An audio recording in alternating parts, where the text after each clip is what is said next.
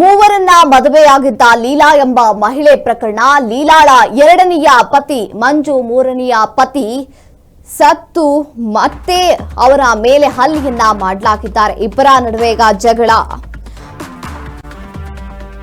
ಲೀಲಾಳ ಎರಡನೆಯ ಪತಿ ಮಂಜು, ಮೂರನೆಯ ಪತಿ ಸಂತು ಮೇಲೆ ಈಗ ಹಲ್ಲೆಗೆ ಮುಂದಾಗಿದ್ದಾನೆ.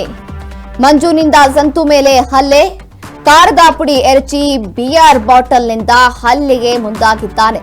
3 ಮಕ್ಕಳ ತಾಯಿಯಾಗಿರುವ ಲೀಲಾ ಮೂವರು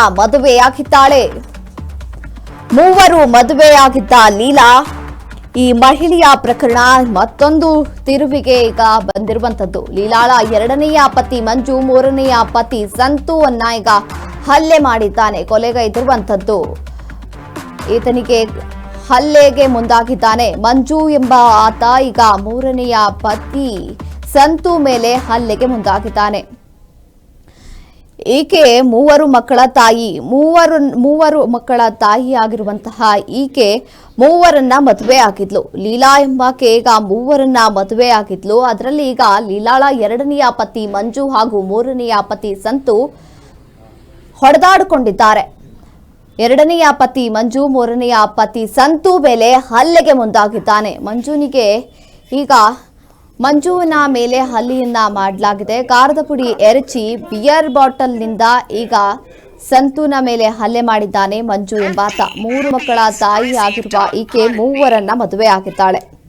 ಅವರವರ ಮಧ್ಯವನ್ನ ಹೊಡೆದಾಟವನ್ನ ಹಚ್ಚಿ ಈಕೆ ಆರಾಮಾಗಿ ಇದ್ದಾಳೆ.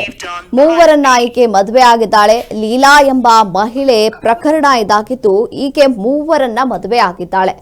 ಈಕೆಗೆ 3 ಮಕ್ಕಳು ಕೂಡ. 3 ಮಕ್ಕಳ ತಾಯಿ ಲೀಲಾ ಎಂಬಾಕೆ.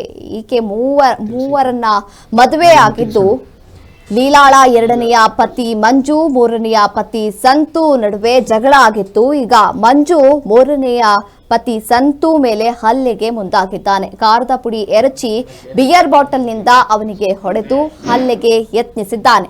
3 ಮಕ್ಕಳ ತಾಯಿಯಾಗಿರುವ ಲೀಲಾ ಮೂವರ ಮದುವೆಯಾಗಿದ್ದಾಳೆ. ಮೂವರಿಗೂ ಜಗಳವನ್ನ ಹಚ್ಚಿ ಆಕೆ ಮೋಜನ್ನ ನೋಡ್ತಾ ಇದ್ದಾಳೆ.